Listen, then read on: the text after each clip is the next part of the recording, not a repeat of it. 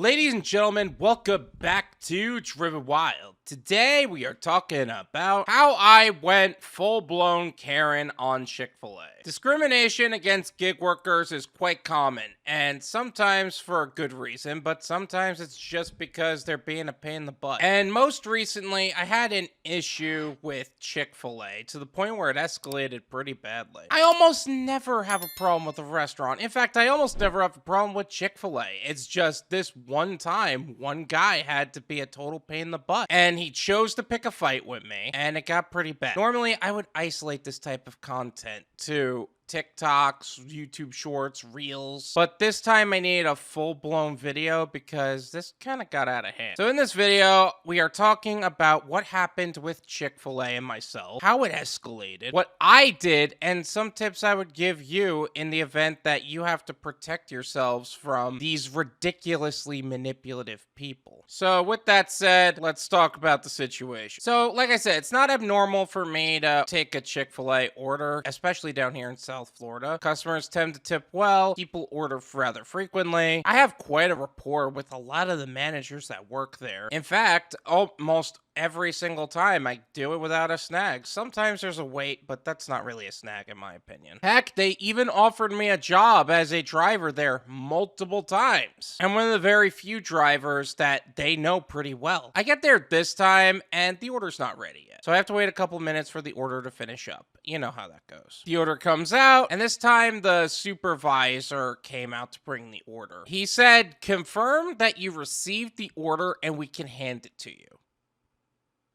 What? No, that's not how this works. I can only confirm that I've received the order when I receive the order. And he kept pushing back at me. And normally, what happens when I say that is that they hand it to me and they just want to see that I confirm it. In fact, in most cases, I literally just hand them the phone and they can confirm it themselves. But this time, this guy had to be a total pain in the ass about it. And look, I'm not getting a contract violation or receiving any kind of report that I didn't follow through on my end because they chose to give me a hard time. That's not happening. When I said that this time, he said that he will not hand it to me until I do. Uber told me I can do that. Which, by the way, no they didn't, and I confirmed that, and we'll go into that later. So at this point, I'm calling support. Hopefully, I'll get some answers, and that way I can move on. But during the process of that, 3 drivers for not only Uber, but for Doordash, you know, the one that's usually more notorious for this kind of stuff, came in, asked for the order, and he handed to them, no problem. He had a specific problem with me. He didn't ask confirm or anything. He didn't even look at their phones. It was proving that it was selective enforcement of policies that aren't there. They also threatened to call the police on me if I didn't cooperate with them, which, what the hell is that? I didn't do anything wrong. That was uncalled for. Some chick was recording me with her phone, putting it right in my face, which is just flat ironic because they don't like it when we do that, but they seem so liberal to do that themselves. So support hops on the phone with me. I explain the entire situation, how they failed to do their job, how they're harassing me about it, how they refuse to hand over the order when they're purposely delaying customer orders. Uber support's reaction was actually kind of impressive. Not this again. Put me on speaker. I put her on speaker and she says the supervisor to hand the order over to me. He refuses again and explains that they had issues with orders disappearing, etc., etc. We know why they do it.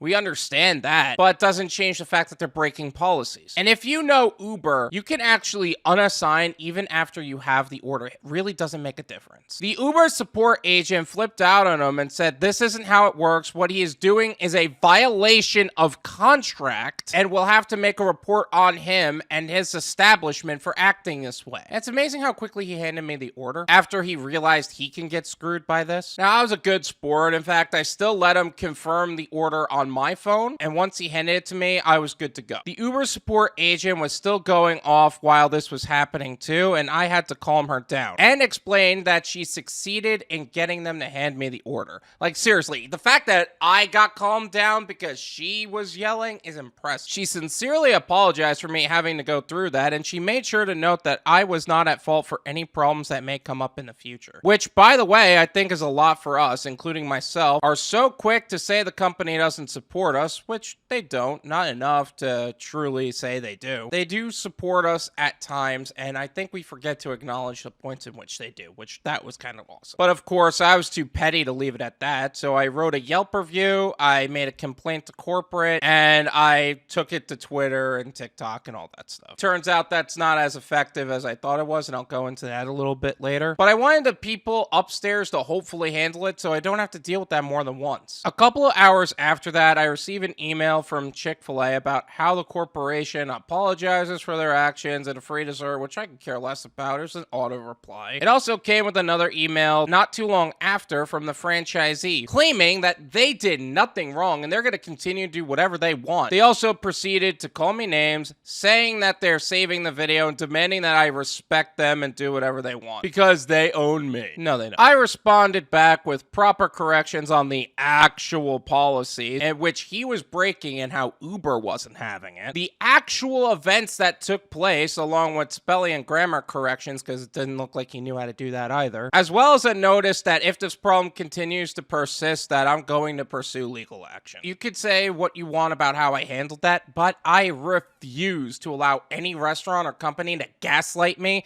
and treat me like a secondhand citizen just because I was doing my job effectively and they were not. Not happening, not anymore. Then I received another email saying that they will just hand me the order just as I would show them the name. It's the same as I would normally do. Which, again, it's amazing what it takes to have one person to do their job. This should not have gotten to the level that it did, and it's disgusting. But sometimes it really does have to do that. But let me break down some pro tips on dealing with restaurants that manipulate you. First, explain how this works. Again, some restaurants are simply trying to do that to prevent theft and are literally going to manipulate you into doing things their way in order to try to control you. If you do that, you show them that they could do whatever they want, and by no means should you be at any mercy of the merchants. Absolutely not. You are not getting a contract violation or potentially deactivated just because they can't follow through on their job. And look, if they're that concerned, hand them your phone after you received it and let them have the added sense of security that they confirmed it on your phone after you received it. In most cases, this works and you can just move on. When all else fails, contact support. Some people, like this failure at Chick-Fil-A, are impossible to talk to. If they cannot fulfill the minimum requirements of their job, they cannot be reasoned with because they do not have the integrity and character to understand basic reason. Uber literally had my back, and sometimes it's tough to have support teams have your back, especially when we all know how they operate. But that is what it took to get the job done on my end.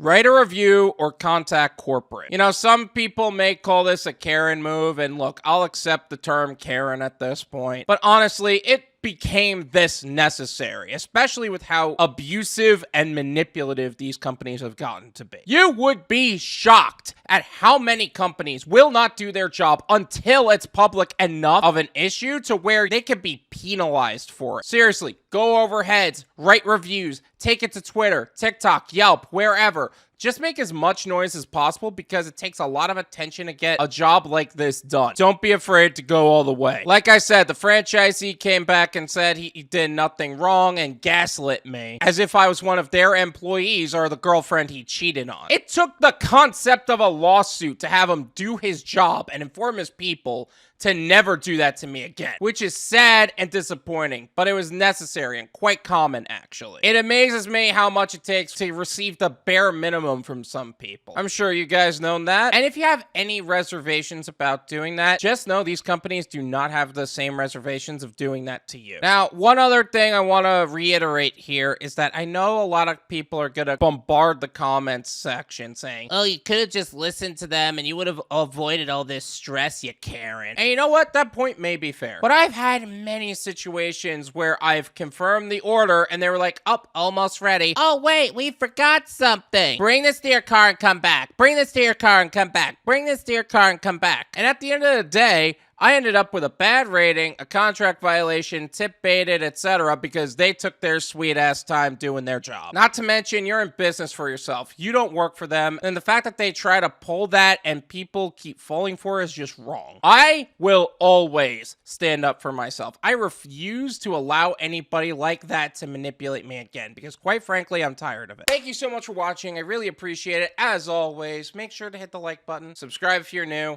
and I'll see you guys next time. Peace!